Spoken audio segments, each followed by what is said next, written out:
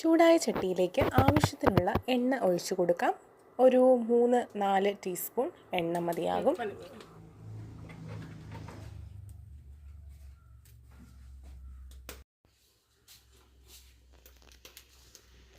എണ്ണയൊന്ന് നന്നായി ചൂടായി കഴിയുമ്പോൾ നമുക്കതിലേക്ക് ഒരു ടേബിൾ സ്പൂൺ കടുക് ഇട്ട് കൊടുക്കാവുന്നതാണ്.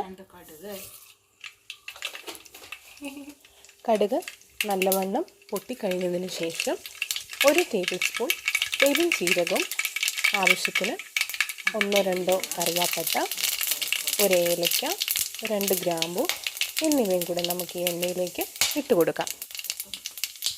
എന്താ പൊട്ടുന്നത്?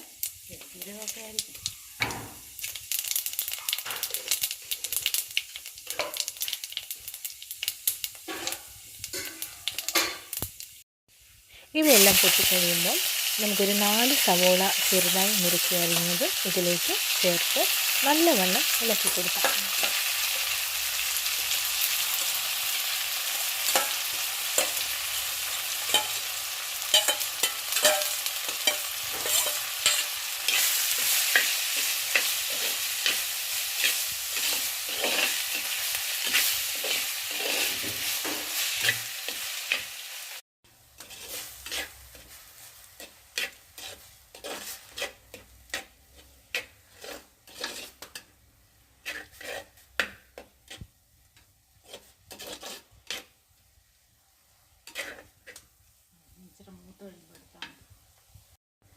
സവോള ഒരൽപ്പം മൂത്ത് കഴിയുമ്പോൾ ആവശ്യത്തിനുള്ള ഉപ്പ് നമുക്കിതിലേക്ക് ആഡ് ചെയ്യാം. ഞാനിവിടെ 2 ടീസ്പൂൺ ഉപ്പാണ് ഇതിലേക്ക് ആഡ് ചെയ്യുന്നത്. ശേഷം രുചിക്കനുസരിച്ച് നമുക്ക് കുറച്ചുകൂടി ഉപ്പ് ഇതിലേക്ക് ഇടാവുന്നതാണ്. ഇനി ഇതിലേക്ക് നമുക്ക് ചെറുതായി നുറുക്കിയെറിഞ്ഞ ഒരു 6-7 അല്ലി വെളുത്തുള്ളി ചേർക്കാവുന്നതാണ്. നന്നായി മൂത്ത സവോളയിലേക്ക് വെളുത്തുള്ളി ആഡ് ചെയ്താൽ കുറച്ചേറെ രുചി നമുക്ക് അനുഭവപ്പെടാറുണ്ട്.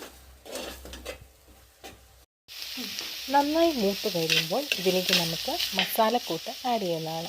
മുളക് പൊടി, മല്ലിപ്പൊടി, മഞ്ഞൾപ്പൊടി, ഗരം മസാലപ്പൊടി എന്നിവയാണ് ആഡ് ചെയ്യുന്നത്.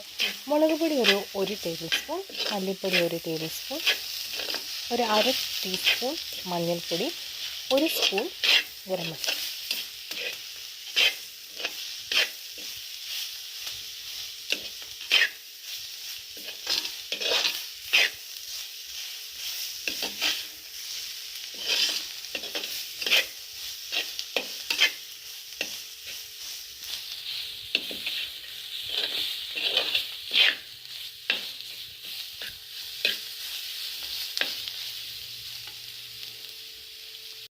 മസാലയുടെ പച്ച ചുവയൊക്കെ ഒന്ന് മാറിക്കഴിയുമ്പോൾ 2 മിനിറ്റിന് ശേഷം നമുക്ക് അരിഞ്ഞു വച്ചിരിക്കുന്ന തക്കാളിക്ക ഇതിലേക്ക് ആഡ് ചെയ്യാവുന്നതാണ്.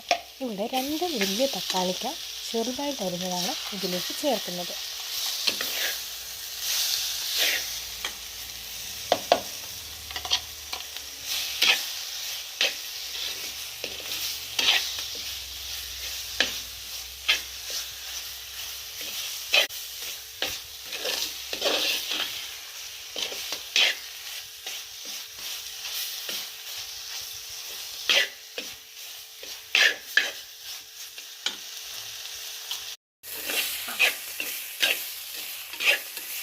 കേട്ടോ.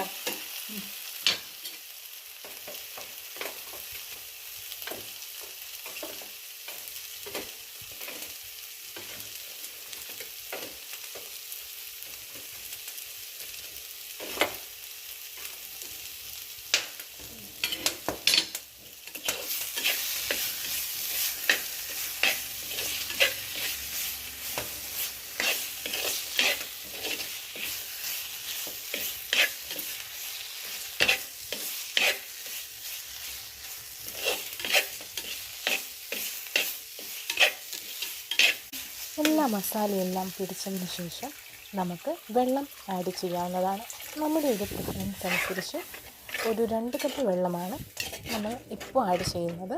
നിങ്ങൾക്ക് ആഗ്രഹമുള്ള പോലെ തന്നെ കൂട്ടും കുറച്ചും വെള്ളം ആഡ് ചെയ്യാവുന്നതാണ്.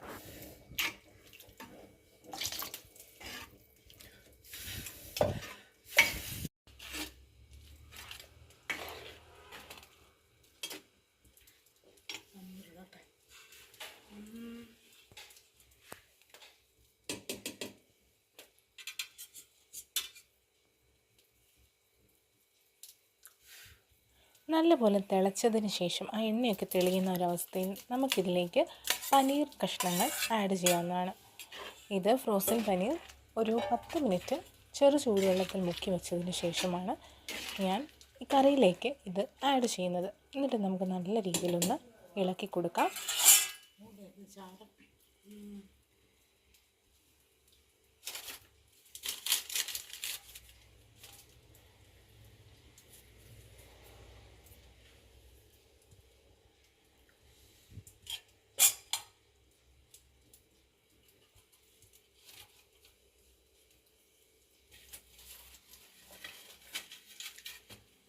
അടച്ച്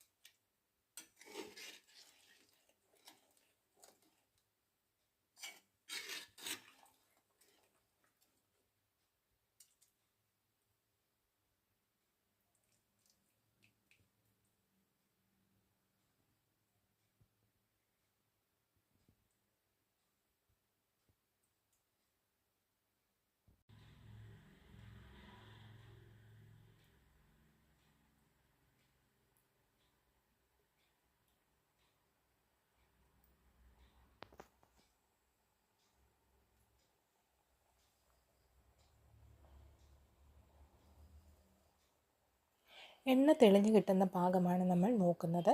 നല്ലപോലെ തിളച്ച് കുറുകി വറ്റിയ നല്ല രുചിയുള്ള പനീർ കറി ഇവിടെ റെഡി ആയിട്ടുണ്ട്.